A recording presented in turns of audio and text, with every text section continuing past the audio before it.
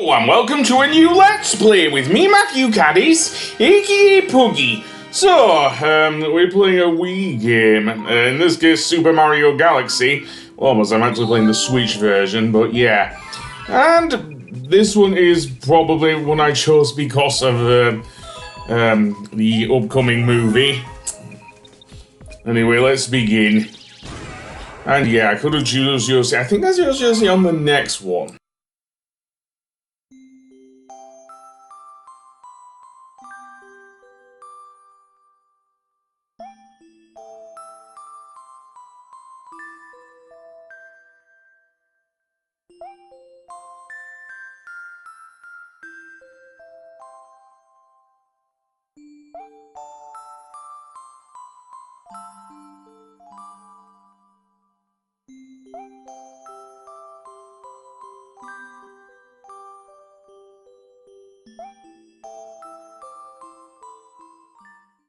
Dear Mario, waiting for you at the castle on the night of the Star Festival. There's something I'd like to give you from Peach. Yes, that is also the first time we actually hear Samantha Kelly as the voice of Princess Peach as well, and probably the only extensive dialogue we'll ever hear from her also voicing Princess Peach.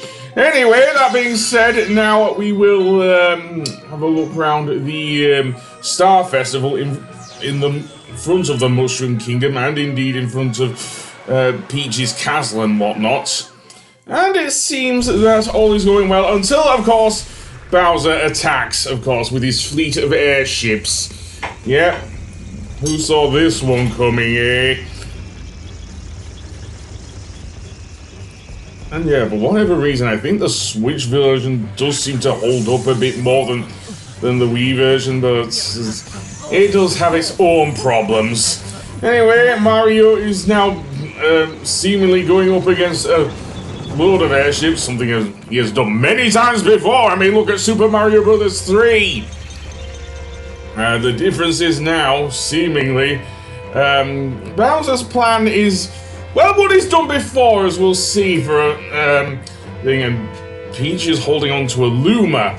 Keep that in mind that we'll learn a lot more about the Lumas throughout the game, seriously. Kind of ties into the whole lore of the Power Stars, believe it or not. And as usual, Bowser is coming to kidnap Peach again. Oh yes. This is also the first time we hear Kenny James as the voice of Bowser. And he mostly speaks in grunts and roars from now on, actually. Seriously. It's weird, because the next voice actor he will get is that of Jack Black in the Super Mario Bros. Movie. But, yeah, apparently Bowser is summoning a UFO.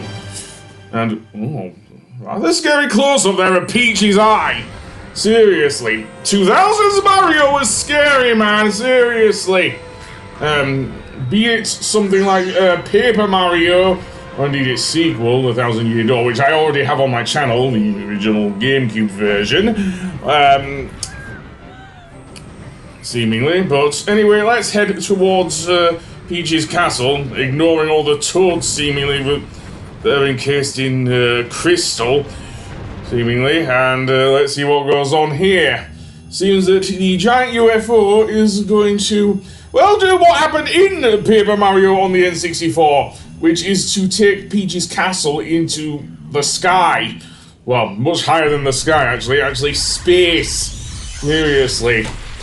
Yeah, Bowser is just doing what he did in Paper Mario. I'll say very tenacious, I'll give the Koopa King that, but yeah, and that just the taut's panicking there. Anyway, Bowser's going to lift the thing up using the thing and anchoring it. Seriously, it'll take a lot of heavy lifting to lift that castle up. Strangely enough, but he manages it with all the airships.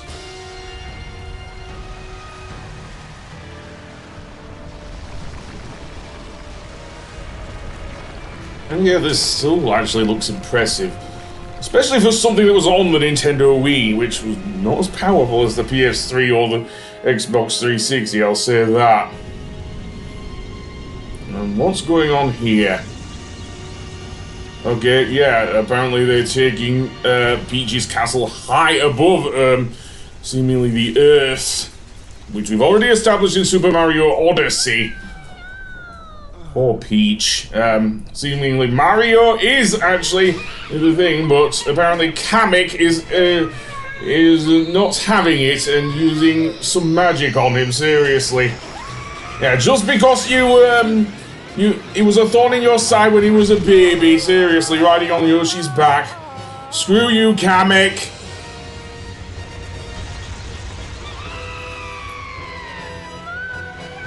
And after that, they just warp into hyperspace, I guess. Yes, that is totally something you can do, apparently. Borrow from Star Wars and Star Trek, why don't you?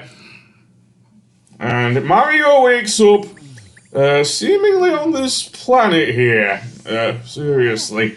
With a Luma there, seriously. This is where we begin our adventure, though, with Mario in Super Mario Galaxy. And this Luma turns into a bunny, and apparently it can speak. Well, what we have to do now is follow the bunny, seriously, and capture it. In a similar way to how we tried to catch the bunny Mips in Super Mario 64, so it is here as well. Yeah, the thing about this little minigame is that when you capture one of the bunnies, they'll give you a hint as to where the other bunnies are. So, let's see, let's go through the planet. There doesn't seem to be one in there. Probably the most obvious place to look, but yeah. Seemingly we can't go that home because apparently the game says no. Yeah, because this is the beginning of the game, of course we're not gonna die so easily.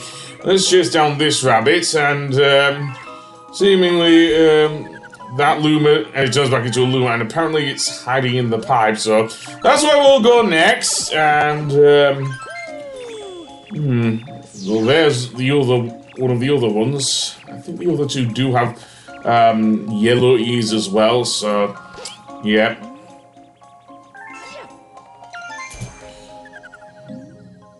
Hidden in the grass, eh? Okay, so where can we find some grass? Because we can find some flowers here. Unless they're hiding in a part of the flowers, I don't know. And yeah, the graphics, especially for a Wii game, there hasn't been much of a change since this game was on the Nintendo Wii, seemingly. Unless I played this on my Switch 2, which I didn't at the time, I only had a Switch 1. This is, by the way, the 3D All-Stars version of Super Mario Galaxy, not the Galaxy 1 and 2 one. I do actually now have Super Mario Galaxy 1 and 2 as well on the Switch. But yeah, this is the thing, and seemingly this is where the thing... I don't see any grass around here, man! Just a thing, but never mind. Apparently it turns back into this yellow Luma. Who the hell is Mama? Well, we're going to find out, and I don't think it's Luigi. I don't think it's Luigi, and, what's this? Some sort of warp pad or something? But, yeah, let's go up here, and... I do not know who Mama is. As I say, I don't think it's Luigi. Although, once you get all the stars, you can actually play as Luigi. Nope, it is actually Princess Rosalina. Her first appearance in the Mario universe. Certainly not her last, seemingly.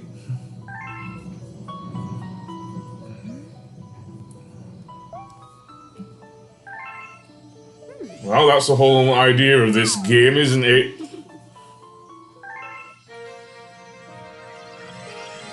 And that's where we get probably one of my favourite things in Super Mario Galaxy. More so than the ability to use Cappy in Super Mario Odyssey, is the ability to actually do a spin attack, which is a helpful thing to Mario's arsenal, and does fix one of the main problems I had with the Wii version. It's more a personal one with the Wiimote and everything, but anyway, the fact you can actually press the Y button on the Joy-Cons to attack, which, yeah, given my hands shake and everything, huge help there, Nintendo, thanks. But anyway, that being said, let's go through this area. And here's another thing that's also introduced in Super Mario Galaxy. The star chips, in which you have to collect, I believe, about 5 of them, let's say? Yeah, 5 of them. And, indeed, that will give us a launch star. Indeed, and also here's a 1-up shroom. I will definitely want that. Seriously. Especially since in the, in both versions actually, both on the Wii and the Nintendo Switch, if you restart a game, you'll only start with 4 lives, so that's good to know if you are playing, if you're wanting to take breaks like I often do with my video games. So, yeah. Over here is our launch star, so let's go over to the next bit, which is this area, the, seemingly, I think there's a Luma trapped in there. Okay, fair enough. If you do so, attacking this mini Goomba, apparently it gives you I think sometimes it gives you star bits, sorry, more on that later. Attacking the bigger Goomba will give you the key there. So now we can go up to where seemingly the Grand Star is, and we'll get our Sling Star, which will have us go up to the this planet here. Speed today. And oh, yes, you can see a giant Goomba up there. Let's get some more health back. Yes, coins can grant you health just like in Super Mario 64 and Sunshine. And again, that has been a thing in 3D Mario games for at least, well, I'll say nearly 30 years, I'll say now, seriously. But, that being said, let's go to the other end of the planet, and seemingly this Luma wants us to go down the pipe. Well, Mario, being a plumber, is no stranger to doing that. Now, in here, what we will have to do, seemingly, is to free the Grand Star, is to actually step on all of the pressure pads here. So, yeah. And there we go, that's one. We have to be careful, however. I don't know why I'm doing this bit next, but maybe it makes sense once I'm done, but... Ow, nope, he gets you, me, man. Nope, he gets you, me.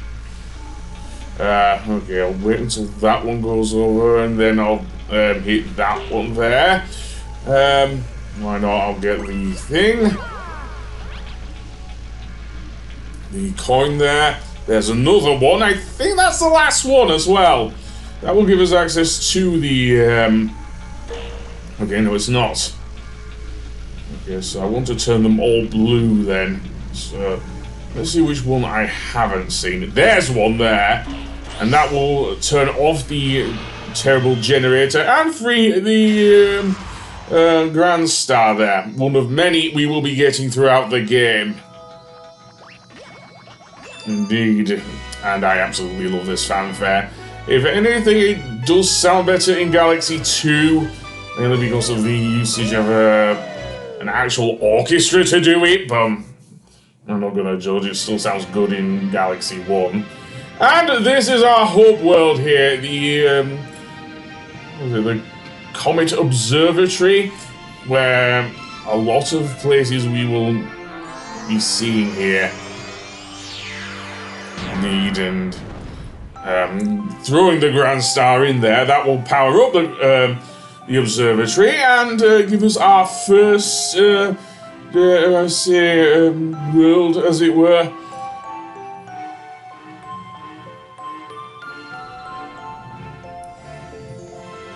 And firstly, the terrace, I believe, is open.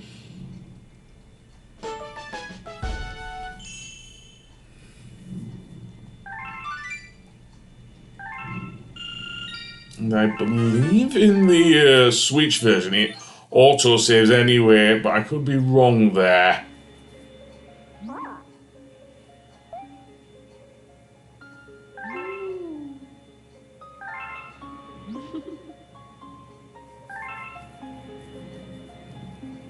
And apparently Rosalina travels the the stars and whatnot.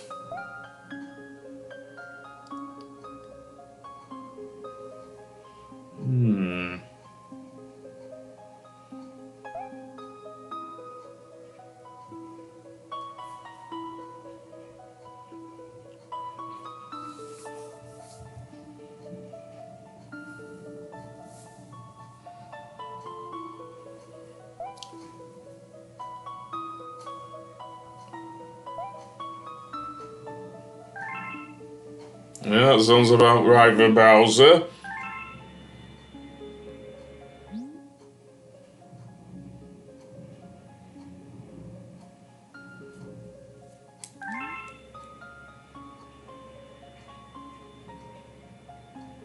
Okay, sounds good.